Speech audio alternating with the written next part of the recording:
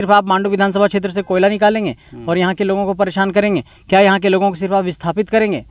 इन सवालों को सोचने की ज़रूरत है कि आखिर क्यों इस तरीके के हालात हैं कि यहाँ पर सिर्फ कोयला निकाला जा रहा है, यहाँ पर लोगों को परेशान किया जा रहा है, यहाँ के लोगों के संसाधन लूटे जा रहे हैं और यहाँ के बच्चे परेशान हैं। आज निकले इस इलाके से इंजीनियर निकले, इस इलाके की बहनों के लिए मेडिकल कॉलेज हो, यहाँ के महिलाओं के लिए हमारे महिला कॉलेज हो, यहाँ पर बड़े बड़े क्यों नहीं हम शैक्षणिक संस्थान स्थापित कर सकते हैं? क्यों नहीं यहाँ यूनिवर्सिटी बन सकता है? क्यों नहीं यहाँ से डॉक्टरों की फौज निकल सकती है? क्यों नहीं यहाँ से इंजीनियर की फौज निकल सकती है?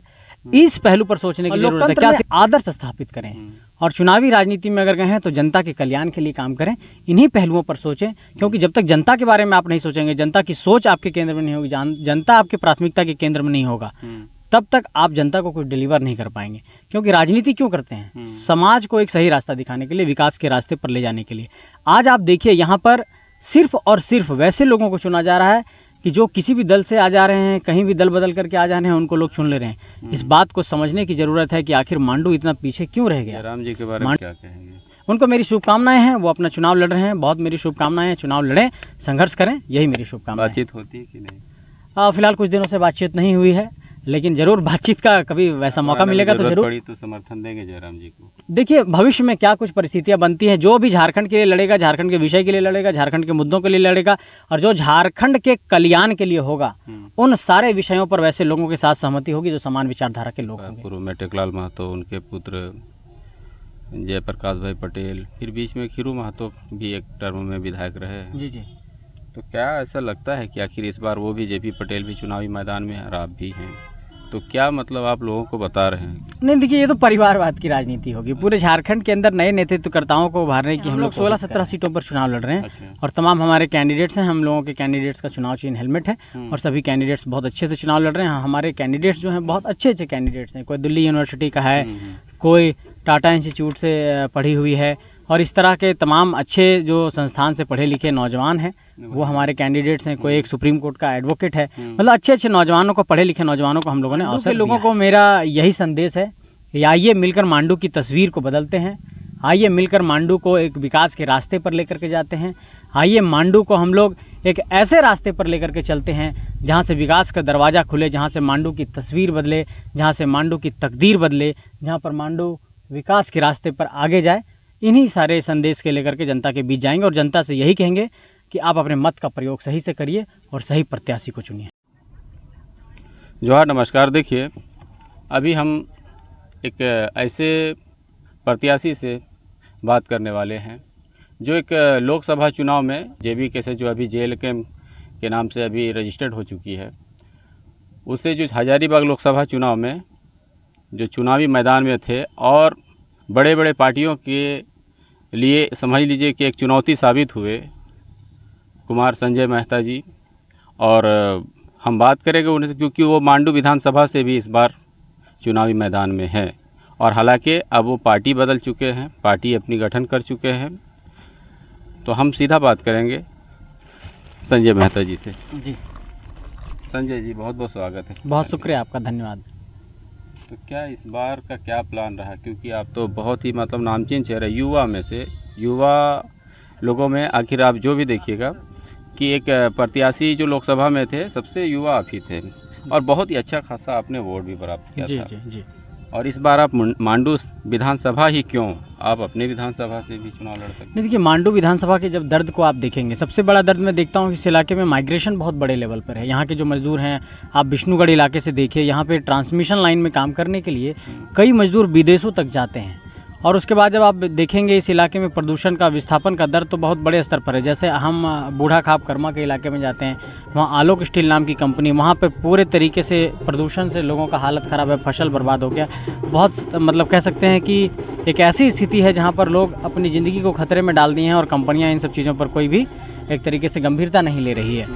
तो इन सारे सवालों ने बहुत अंदर से कचोटा है कि आखिर यहाँ के लोगों का दर्द कैसे पूरा होगा, मतलब दर्द कैसे कम होगा। और इन सवालों को ही लेकर के फिर यहाँ जनता के बीच आना पड़ा है। तो आपको क्या लगा कि और एक ये जो आप हम लोग जो अभी यहाँ विष्णुगढ़ प्रखंड में हैं, ये समझ लीजिए यहाँ से प्रवासी मजदूरों का एक बहुत ही बड़ा तबका जो कहते हैं वो पलायन करने को मजबूर होता है यहाँ के लोग। प्रवासी मजदूर के रूप में काम करते हैं जी।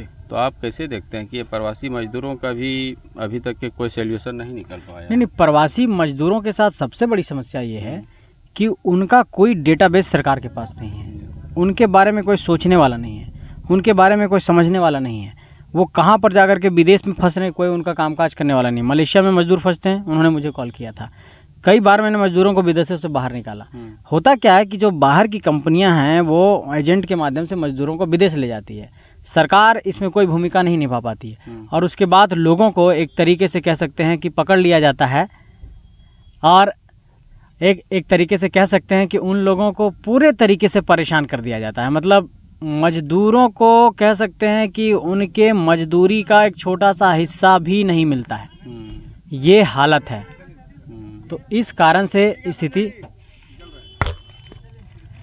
इस कारण से यहाँ के मतलब जो मजदूर हैं उनकी स्थिति बहुत नाजुक है, बहुत ख़राब है। तो क्या आपको क्या लगता है आखिर यहाँ पर इस विधानसभा में जैसे प्रतिनिधि यहाँ के तो रहे, जैसे पूर्व में टेकलाल महतो, उनके पुत्र जयप्रकाश भाई पटेल, फिर बीच में खीरू महतो भी एक टर्म में विधायक रहे। जी जी।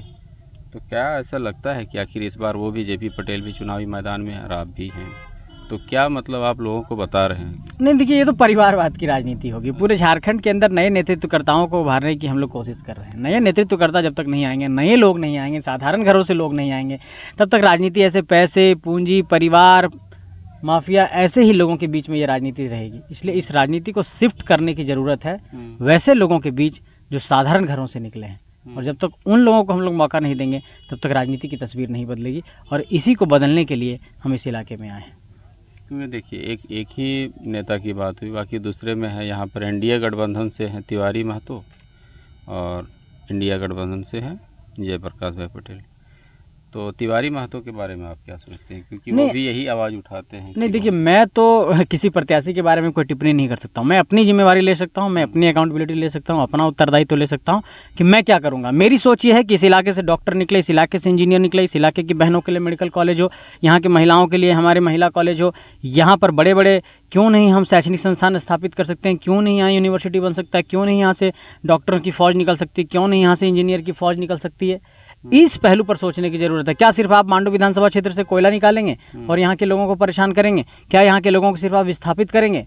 इन सवालों को सोचने की जरूरत है कि आखिर क्यों इस तरीके के हालात हैं कि यहाँ पर सिर्फ कोयला निकाला जा रहा है, यहाँ पर लोगों को परेशान किया जा रहा है, यहाँ के लोगों के संसाधन लूटे जा रहे हैं और यहाँ के बच्चे परेशान हैं। आज आप देखिए, इस इलाके में एक भी विमेंस कॉलेज नहीं है।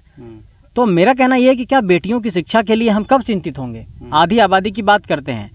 मेरा कहना है कि इस पहलू पर ध्यान केंद्रित करने की ज़रूरत है कि कैसे हम यहाँ के महिलाओं को विकास के रास्ते पर आगे ले जाएं, कैसे हम यहाँ के लोगों को आगे ले जाएं, कैसे यहाँ पर बेहतर कॉलेज बने, कैसे यहाँ पर महिला कॉलेज बने, कैसे यहाँ पर बड़े शैक्षणिक संस्थान बने। इन सवालों पर सोचने की ज़रूरत है।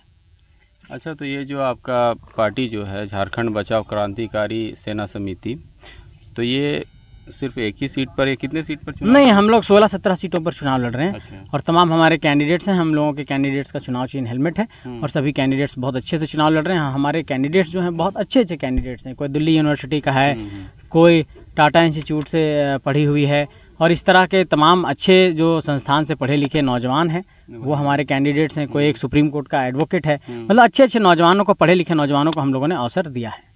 अच्छा, तो क्या आप संदेश देना चाहेंगे कि क्षेत्रवासियों को, जैसे आप मांडू विधानसभा के लोगों से क्या आप अपील करेंगे? नहीं, मांडू के लोगों को मेरा यही संदेश है कि आइए मिलकर मांडू की तस्वीर को बदलते हैं। आइए मिलकर मांडू को एक विकास के रास्ते पर लेकर के जाते हैं। आइए मांडू को हम लोग एक ऐसे रास्ते पर लेकर के चलते हैं जहां से विकास का दरवाज़ा खुले, जहां से मांडू की तस्वीर बदले, जहां से मांडू की तकदीर बदले, जहां पर मांडू विकास के रास्ते पर आगे जाए। इन्हीं सारे संदेश के लेकर के जनता के बीच जाएंगे और जनता से यही कहेंगे कि आप अपने मत का प्रयोग सही से करिए और सही प्रत्याशी को चुनिए। क्योंकि देखिए, लोगों में आखिरी सवाल है कि लोगों में दुविधा उत्पन्न हो गई, क्योंकि आपको लोग जेबी केसस के नाम से जानते थे, लेकिन वो अभी ये जयराम जी के का खेमा अलग हो गया और आपका खेमा अलग हो गया। नहीं, सभी साथियों को शुभकामनाएं हैं। ये अलग होना राजनीति में ये सब चलता रहता है, लेकिन सभी साथियों को मेरी शुभकामनाएं हैं। सब अपना संघर्ष करें, जनता के बीच जाएं और लोकतंत्र में आदर्श स्थापित करें। और चुनावी राजनीति में अगर गए हैं तो जनता के कल्याण के लिए काम करें। इन्हीं पहलुओं पर सोचें, क्योंकि जब तक जनता के बारे में आप नहीं सोचेंगे, जनता की सोच आपके केंद्र में नहीं होगी, जनता आपकी प्राथमिकता के केंद्र में नहीं होगा, तब तक आप जनता को कुछ डिलीवर नहीं कर पाएंगे। क्योंकि राजनीति क्यों करते हैं? समाज को एक सही रास्ता दिखाने के लिए, विकास के रास्ते पर ले जाने के लिए।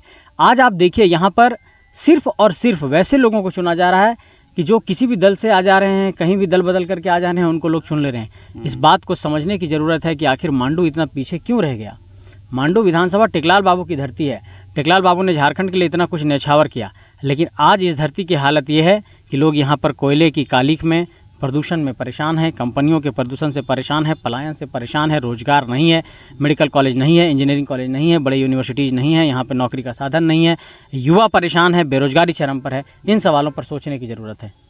जयराम जी के बारे में क्या कहेंगे? उनको मेरी शुभकामनाएं हैं। वो अपना चुनाव लड़ रहे हैं, बहुत मेरी शुभकामनाएं हैं। चुनाव लड़ें, संघर्ष करें, यही मेरी शुभकामनाएं। बातचीत होती है कि नहीं? फिलहाल कुछ दिनों से बातचीत नहीं हुई है, लेकिन ज़रूर बातचीत का कभी वैसा मौका मिलेगा तो ज़रूर करेंगे। मैंने तो हमेशा से कहा कि जयराम मेरे भाई हैं, संघर्ष के साथी हैं। कुछ ऐसे विषय रहे होंगे जिसके कारण से हम लोगों को अलग होना पड़ा। मैंने बहुत कुछ जनता के बीच नहीं कहा है, मैं नहीं कहना चाहता हूँ उन सब बातों को, लेकिन मेरी शुभकामनाएं हैं उनको, और वो चुनाव लड़ें। और कभी सरकार बनाने में ज़रूरत पड़ी तो समर्थन देंगे जयराम जी को? देखिए, भविष्य में क्या कुछ परिस्थितियां बनती हैं, जो भी झारखंड के लिए लड़ेगा, झारखंड के विषय के लिए लड़ेगा, झारखंड के मुद्दों के लिए लड़ेगा, और जो झारखंड के कल्याण के लिए होगा, उन सारे विषयों पर वैसे लोगों के साथ सहमति होगी जो समान विचारधारा के लोग होंगे।